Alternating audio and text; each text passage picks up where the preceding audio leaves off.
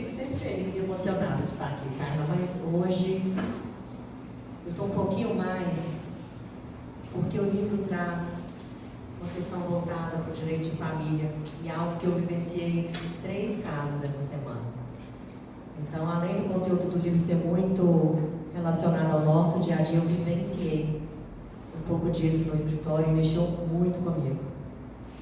Eu trouxe para vocês esse livro, eu recebi não sei como, não sei por onde, de um PDF. No dia eu compartilhei com a Carla e essa semana eu li novamente. Na ocasião em que eu recebi, eu montei a apresentação e guardei. E fiquei muito encantada. Fiquei encantada com o autor, Osmar Barbosa, ele é vivo. A maneira como ele psicografa me encantou. Ele tem um mentor espiritual chamado Lucas. E sempre que o Lucas aparece, o Osmar se direciona ao seu escritório, ele traz muito contando como é a mediunidade dele. Isso para mim foi muito bacana. Então ele tem um escritório onde ele senta lá, ele medita, entra em estado de transe, ainda não consegui compreender detalhes. E ele se desdobra, e foi assim que ele escreveu esse livro. Então o mentor dele chegou lá, convidou ele e falou: tem algo muito especial, nós precisamos escrever agora. E ele foi para esse escritório dele, Osmar, se eu não me engano, mora no Rio de Janeiro, e o mentor dele falou assim: nós vamos visitar um rapaz agora. E ele se desdobrou e foi visitar o Lucas, foi visitar o Gustavo, que estava encarnado também. Um jeito diferente, né, das obras que a gente vê de contar essas histórias.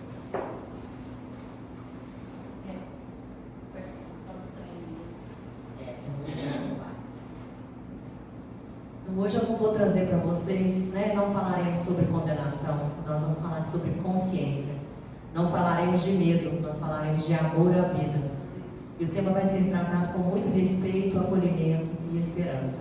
É importante reforçar para vocês que o Espiritismo, ele não condena, ele esclarece, ele não ameaça, ele consola, não pune, ele educa. Então, o que ele traz no livro? Eu anotei os pontos principais, eu só vou dar spoiler. Depois, se vocês quiserem, eu compartilho o livro com vocês, tá? Mas nesse momento em que o Lucas convidou, então, o Osmar para se desdobrar e ir até o caso do Gustavo, o que a gente viu? O Gustavo era um jovem de aproximadamente 17 anos. Os pais se separaram na infância e o Gustavo foi morar com os avós maternos. Na ocasião do livro, a avó já era desencarnada e o avô trabalhava no centro espírita e o Gustavo já morava sozinho. E ele já tinha abandonado a escola e passava o dia inteiro no videogame. Então o Osmar, na hora que entrou nesse apartamento, ele ficou muito assustado com o que ele viu. Tinham vários espíritos amontoados dentro do quarto escuro, um quarto muito sujo. E ele foi perguntando para o Lucas, é uma linguagem muito simples, Carla. É encantadora, como ela é simples e acessível, né? E ele perguntou: o que são esses espíritos? São espíritos obsessores? Ao que o Lucas respondeu para o Osmar, né? Esse guardião, esse guia espiritual, falou: não, eles estão aqui por afinidade. Por afinidade de pensamento, eles foram atraídos a esse ponto em que eles ficam sugando ainda as energias vitais que o Gustavo tem. Pelo ambiente também estar sujo, né? Por toda a precariedade desses cuidados básicos que nós temos que ter de higiene pessoal e com o nosso lar. E aí ele falou assim: a gente veio aqui porque ele está programando o suicídio. Ao que Osmar falou: mas nós não podemos fazer nada, né? E Deus e a providência divina não vai interferir, ele não tem ninguém que ama ele, não tem um anjo da guarda para vir aqui. Ao que o Lucas respondeu então, falou assim: olha, tudo é por afinidade, é por vibração. Ele tem quem ora por ele, quem tenta interceder por ele, mas ele não vibra igual. Quer que chegue para frente? Ele não vibra igual. E então, quando esses espíritos superiores, essa avó desencarnada entra nesse apartamento para visitá-lo, ele não recebe essa vibração de amor, porque ele vibra diferente, então não consegue acessá-lo. E aí o Osmar insiste: mas Deus vai permitir, né? Nós estamos aqui, nós não vamos fazer nada por ele. E aí ele respondeu assim: muito já foi feito, agora nós vamos respeitar o livre-arbítrio dele, porque ele explicou. Nossa, gente, fugiu. O que ele trouxe? Ele explicou que se ele fizesse, se eles interferissem no ato do suicídio, isso seria uma obsessão. E os espíritos superiores não são espíritos obsessores, são espíritos intuitivos, né, que se aproximam por afinidade. Então Osmar voltou para casa, no outro dia o Lucas chegou e chamou ele, e eles chegaram lá, então, e o Gustavo tinha um diário, onde ele sempre escrevia muito. Ele escrevia que ele não era amado, que ele era solitário, que ninguém gostava dele, que ele sofreu muito a vida inteira, que ele foi abandonado pelos pais, que ele não tinha amigos, enfim, que sofria bullying na escola. E ele suicidou com uma corda, né, de uma maneira que ele achou que era fácil. Se enforcou e pulou uma cadeira. E eles chegaram lá nesse momento, e aí eles foram assistir, então, o que aconteceu com o Gustavo depois. Eu vou dar só um pouquinho de spoiler, não vou atrapalhar a leitura de vocês, mas para trazer alguns pontos bem importantes, cara. Ele foi, então, levado por 4 entidades que chegaram, carregaram ele numa maca, e ele foi levado para uma cadeia, uma cidade como se fosse um faroeste, que ficava antes do Vale dos Suicidas. E eles acompanhando isso tudo, né? E, de repente, vieram mais 2 pessoas vestidas de negro, e essas pessoas, então, acordaram e despertaram ele ali nessa cadeia, ao que Lucas, então, teve a oportunidade de olhar para ele e falar para ele, contar para ele que a vida não acabava, mas que dava a ele uma oportunidade nova. E foi: eu venho te fazer uma proposta. Eu quero te dar um papel e uma caneta. Se você escrever tudo o que você vivenciar, o que você observar e o que você sentir daqui para frente, pode ser que lá na frente eu possa te ajudar a sair de onde você está. E aí o Gustavo então falou assim: quer dizer então que aquilo que eu aprendi no centro espírita quando eu era pequena era verdade? Tudo que eu aprendi na evangelização, que meu avô me falava? Ele falou: era. Ele falou: e cadê Deus que não está aqui para me salvar? Ele falou: mas Deus é amor, é misericórdia, você tem que querer, você tem que merecer, você tem que vibrar aquilo. Isso não está acontecendo agora. Ao que o Gustavo falou: eu não tenho outra opção, eu não quero ficar abandonado aqui ad eterno, nessa cadeia. E ele aceitou, recebeu papel e caneta do Lucas. E esses 2, então, homens mascarados, colocaram ele numa carroça e falou: vamos te levar ali. E levaram ele para visitar o enterro. Chegando nesse enterro dele, veio então o primeiro momento de arrependimento, né? Ele viu a dor desses pais, a dor que ele causou. Ele traz muito que ele tinha um amor, um pequeno amor de infância, que ele não achava que ele tinha força. Ele viu que aquela moça disse que se comprometia para sempre com ele, o quanto a mãe sofria, o quanto o avô sofria. Ele viu o pai dele sofrendo, ele achava que esse pai, por nunca mais ter visto ele a infância inteira, não amava ele. E aquilo levou ele para um primeiro choque de realidade, um lugar de consciência. E de repente ele se viu preso dentro do caixão dele. E ali dentro desse caixão ele passou um bom tempo. E ele foi vendo o corpo dele, né, sendo totalmente absorvido pelas bactérias, por tudo aquilo que foi comendo ele não conseguia sair de lá. E então ele foi convidado a sair de lá por outros espíritos. E ele encontrou outras pessoas que suicidaram. Aqui termina o spoiler, para vocês lerem o livro, esse é só um pedacinho do livro. E o que me chamou a atenção, Carla, nesse livro, que vai de encontro com a minha realidade hoje. E nesse livro, o Gustavo e os outros 5 espíritos que haviam desencarnado através do suicídio, que se juntaram a ele nessa jornada onde ele relata esse papel e caneta, todos esses jovens tiraram a própria vida, entre aspas, pelo mesmo motivo. Todos eles viviam no meio de conflitos de pais separados, que usavam os filhos para se vingar uns dos outros. Eram genitores que não viam os filhos, mas que tinham ódio da outra parte, e que usavam aqueles filhos para agredir a outra parte.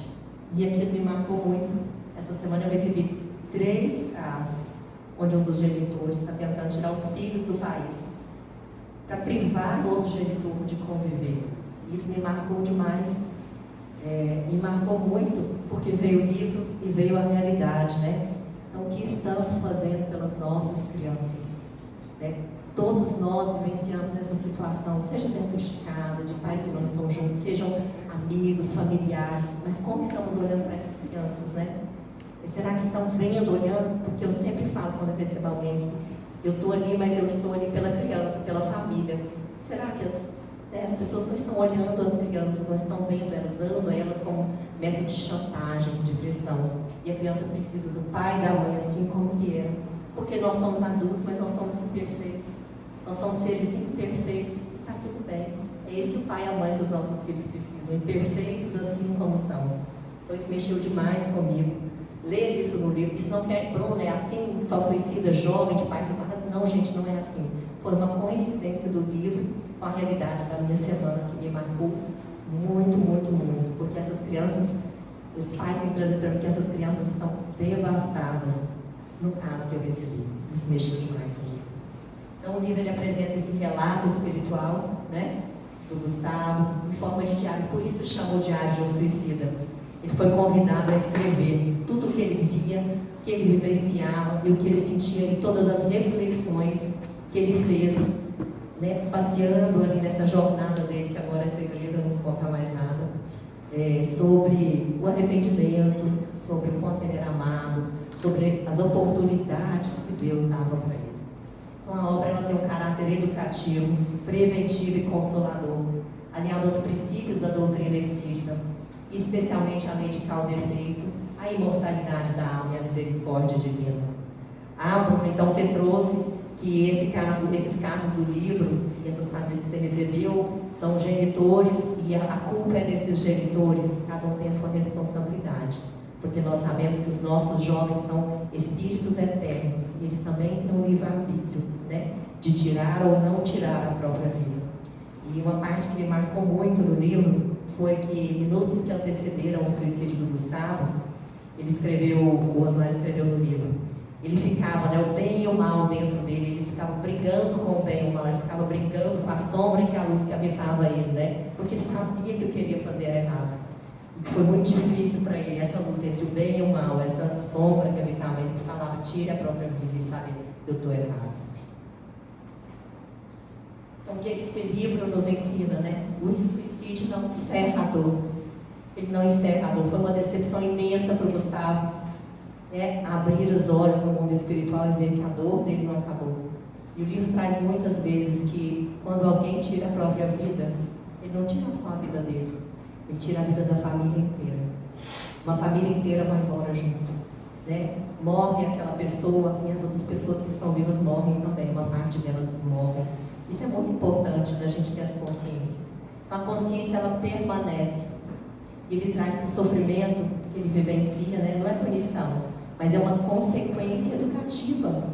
É muito importante a gente entender que o que a gente faz tem uma consequência além da causa do efeito, a nossa responsabilidade pelos nossos atos. Então o socorro espiritual ele chega quando há humildade e aceitação. E o livro é lindo porque a gente vai perceber que o socorro espiritual esteve ali ao lado do Gustavo todos os minutos.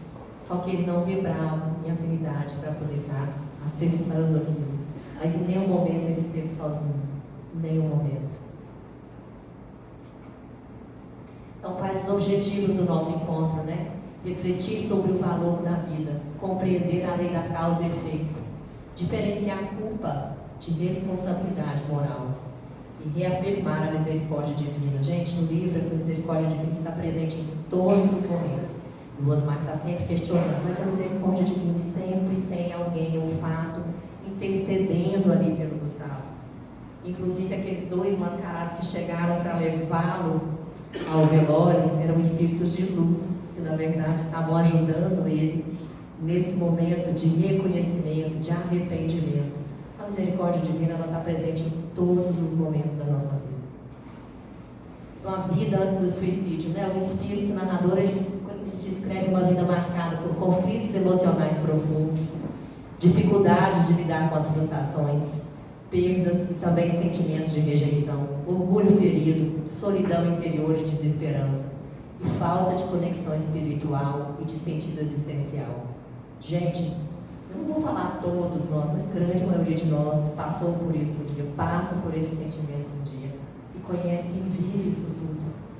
E ele traz muito no livro o que a gente pode fazer pelo outro, né? Às vezes um abraço, um olhar no olho, falar, eu estou aqui, eu estou vendo você, né?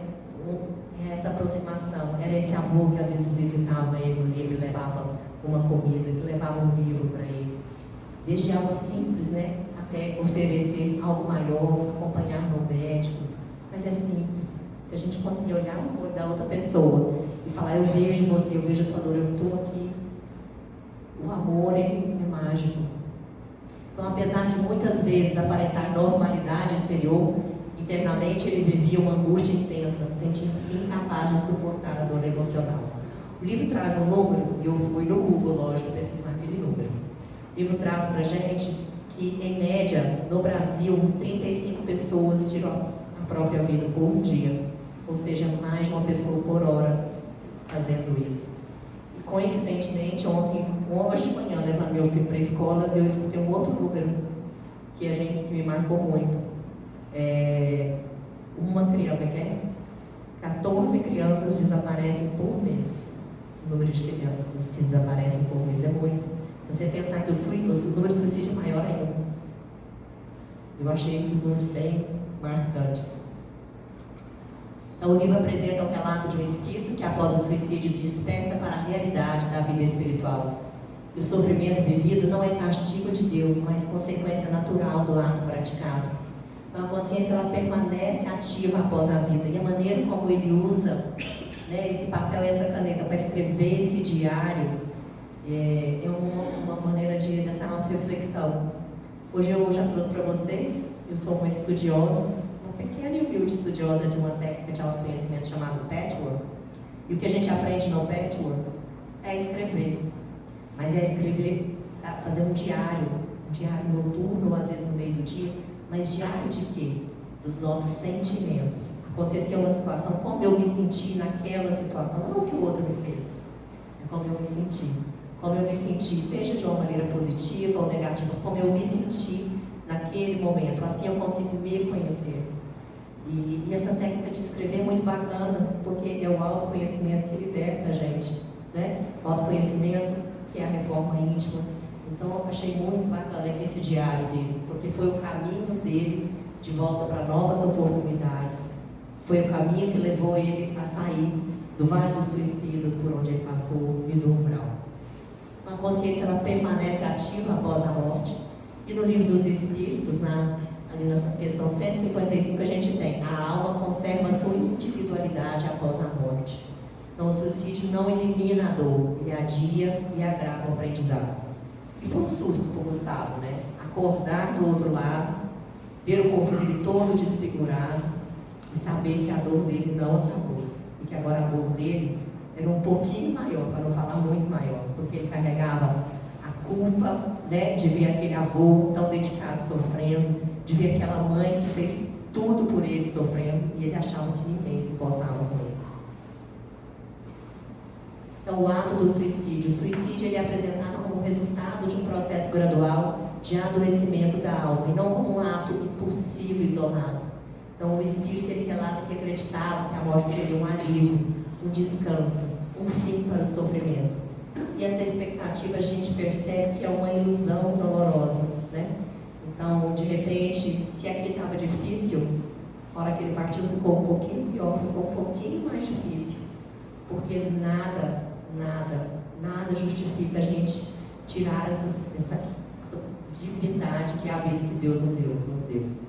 A gente escuta muito de palestras que existe uma fila imensa de pessoas querendo reencarnar para ter mais uma oportunidade aqui, uma só que seja. Então, né, pela vida, contra a vida, nada justifica esse ato. O despertar espiritual. Então, após o desligamento do corpo físico, o espírito ele desperta em estado de confusão mental, de perturbação emocional, sensações de dor moral intensa, culpas e arrependimentos profundos. E ele passa a vivenciar regiões espirituais densas, compatíveis com a sua vibração, convivendo com outros espíritos em sofrimento semelhante. E o que a obra destaca, né? A consciência permanece viva, mesmo após a morte. E é importante entender que é preciso sair desse lugar de culpa, porque se ele não sai do lugar de culpa, o livro traz muito essa jornada linda do Gustavo, ele vai ficar preso não só à cena do suicídio, a cena dele preso dentro do caixão, e aí ele não vai ter oportunidade de evoluir, de caminhar, de superar aquilo tudo. Eu assisti uma série da Netflix, eu achei muito interessante, não sei se vocês viram, Lúcifer. Eu achei bem interessante, porque ele traz que as pessoas, é uma maneira bem engraçada que ele traz a série, eu adorei. Ele traz que as pessoas elas vão para o inferno porque elas escolheram. Elas é que querem, elas é que sentem culpa. E aí elas vão para o inferno e elas ficam repetindo aquela cena que elas sentem culpa do que elas fizeram. E está tudo na cabeça da gente. E que hora que ela larga aquilo, ela consegue mudar de ambiente. Então a gente cria, né? A gente cria esses cenários, esses mapas mentais onde a gente fica preso na culpa.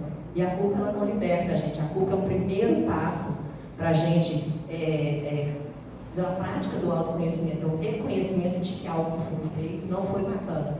Mas a gente precisa sair da culpa e ir para a próxima etapa desse autoconhecimento. Então, a vivência no sofrimento espiritual. O sofrimento descrito no livro não é castigo divino, mas consequência natural do ato praticado. Então, o espírito do Gustavo ele revive mentalmente o momento do suicídio, ele sente-se aprisionado às próprias emoções e ele percebe que interrompeu uma existência que continha aprendizados muito importantes. E ali o livro trouxe somente, né, essa experiência dele, dessa jornada dele escrevendo no diário, e não trouxe nem para a gente compreender por que ele vivenciava aqueles conflitos ou por que ele ficou sozinho. Tudo existe um motivo de estar passando por aquela dor. E o livro, a intenção do livro não era essa, era que a gente compartilhasse com a experiência do Gustavo nesse diário. Então o livro ele enfatiza a responsabilidade espiritual dos próprios atos, a impossibilidade de fugir da própria consciência e a dor como um instrumento de despertar, não de punição. E a gente tem aqui em Kardec o céu e o inferno. O arrependimento é o primeiro passo para a regeneração. E foi isso que o diário proporcionou ao Gustavo, né, durante o livro. À medida que ele ia escrevendo o que ele via, o que ele sentia, como era a vida dele, ele foi tendo autorresponsabilidade, foi tendo conhecimento das oportunidades em que ele estava perdendo ali. E então, ele começou a sair da culpa, com o arrependimento, e foi caminhando nesse processo dele de autorresponsabilidade. Então, a vida como compromisso espiritual. O que tem os princípios espíritas, né, que a gente tem? A vida é uma concessão divina. Cada encarnação tem finalidade educativa. E a existência corporal ela é oportunidade de progresso. A gente tem também no Livro dos Espíritos, na questão 132. A encarnação tem por fim fazer o espírito chegar à perfeição. Sendo assim, interromper a própria vida não extingue a existência, compromete o nosso planejamento espiritual e vai exigir uma reparação futura. Então, como é que foi esse início desse amparo? Com o passar do tempo, através do arrependimento sincero, do esgotamento da revolta, o espírito ele começa então a receber o auxílio espiritual. E esse socorro ele acontece de várias maneiras, através da prece, da intercessão de benfeitores espirituais, esclarecimento gradual sobre as leis divinas, convites à reflexão, à humildade e à aceitação. Então, o caminho, que seria o caminho de recuperação e esperança? O espírito compreender que o amor de Deus não abandona ninguém, o erro não é definitivo. A reparação ela é possível por meio do aprendizado e de futuras oportunidades reencarnatórias. E a obra ela se encerra com uma mensagem clara de esperança, mostrando que mesmo após o suicídio, o espírito pode reencontrar um caminho de luz, embora com desafios um pouco maiores. E aí, aqui eu trouxe uma mensagem central, o que ele transmite? Que o suicídio não resolve a dor, que a vida é um compromisso espiritual, que toda existência tem uma finalidade educativa e que o sofrimento da gente pode ser transformado em crescimento. E sempre, sempre, sempre, sempre existe socorro espiritual para quem se arrepende e deseja recomeçar. Eu trouxe aqui, Carla, e eu fiz um comparativo, mais à frente, peraí. Então, o livro, ele é um alerta amoroso à humanidade, convidando a valorização da vida, a busca de ajuda e a confiança na misericórdia divina. A gente tem que lembrar que a dor passa e que a vida continua. O amor de Deus, ele permanece sempre. E aí eu trouxe um pouquinho, comparando com a minha outra palestra, da culpa à autorresponsabilidade, um caminho de reconciliação com a vida. Fazendo aí um comparativo, trazendo para a obra, linkando aí com a nossa realidade. Tá? Então, no livro, ele vai vivenciar um estado profundo de culpa, Ele tem autoacusação, vergonha, autopunição, sensação de indignidade diante da vida. E a gente sabe, como eu disse, a culpa que ela não gera transformação. A culpa ela gera estagnação. A culpa é importante, mas é preciso ir para a próxima etapa de autoconhecimento e de reforma íntima. Então, a Kardec ele traz, né, que a lei divina é justa e misericordiosa, que o sofrimento não é punição, mas é uma consequência educativa. Então, a passagem da culpa para a autorresponsabilidade, ela vai acontecer quando? Quando o espírito compreende, eu errei, mas eu posso aprender, reparar e seguir adiante. E a autorresponsabilidade, ela não é uma condenação, ela é simplesmente assumir o próprio destino como uma possibilidade de evolução. Então, falando de livre-arbítrio, né, da lei de causa e efeito, Kardec, o que ele traz do suicídio? Que é uma violação à lei de conservação, que não extingue a consciência, que vai ampliar temporariamente o nosso sofrimento. E Kardec deixa claro também, Deus não condena eternamente ninguém. Nós nos condenamos através da nossa culpa. Então, o espírito ele sofre não porque Deus pune, mas porque a consciência cobra a coerência. A vida interrompida ela precisa ser compreendida. E naquela vida interrompida a gente tem um aprendizado que foi adiado. Então, a autorresponsabilidade ela surge quando? Quando o espírito aceita que pode reencarnar, que pode reparar, que pode servir, que ele pode amar novamente. Então, o Diário do Suicídio ele ensina o que para a gente? Né? Que o caminho é o castigo, o caminho é a consciência.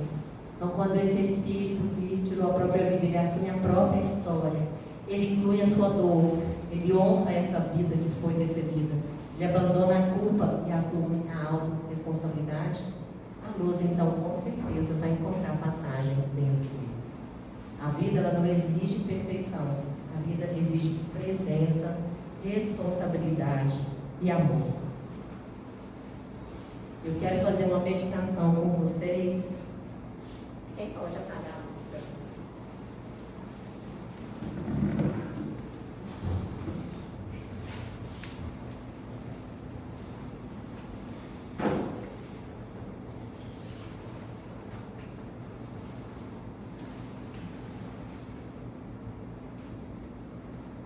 Eu acredito que vários que se fazem presentes, sejam encarnados ou desencarnados, em algum momento já pensaram em desistir. E a gente vai olhar para isso hoje com muita amorosidade. Então eu vou pedir para vocês fecharem os olhos. E se for confortável, peço que vocês levem então a sua atenção à respiração de vocês. Só observem, não mudem nada. Mas observem a maneira como vocês estão respirando hoje. E agora eu quero pedir para vocês, percebam aí dentro de vocês, uma parte de vocês que já quis desistir. Em algum momento, algo muito profundo nos tocou. Acessem essa parte que já quis desistir. Olhem para ela.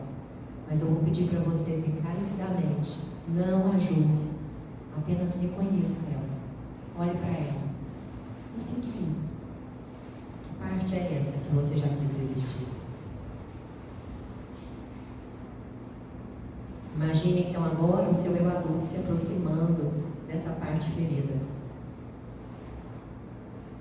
Esse eu adulto que tem uma conexão com o nosso divino, né? Com a espiritualidade, com Deus.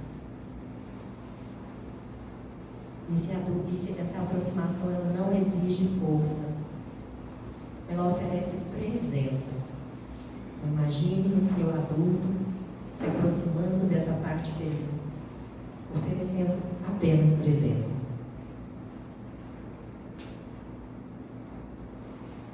Eu vou pedir para vocês então dizerem internamente para essa parte ferida que um dia já quis desistir.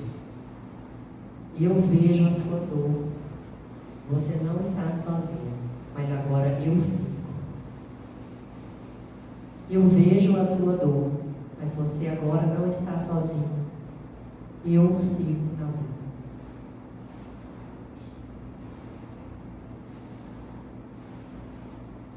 Permitam então que essa parte que um dia já quis desistir, sinta que não precisa mais desaparecer para ser vista.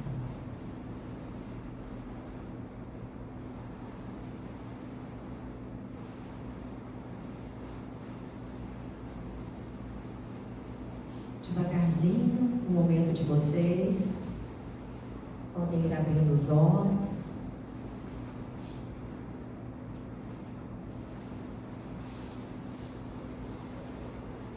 para encerrar, nós vamos ficar conversando aqui bastante ainda, né, essa noite. Quero dizer para vocês que escolher viver é um ato de coragem espiritual.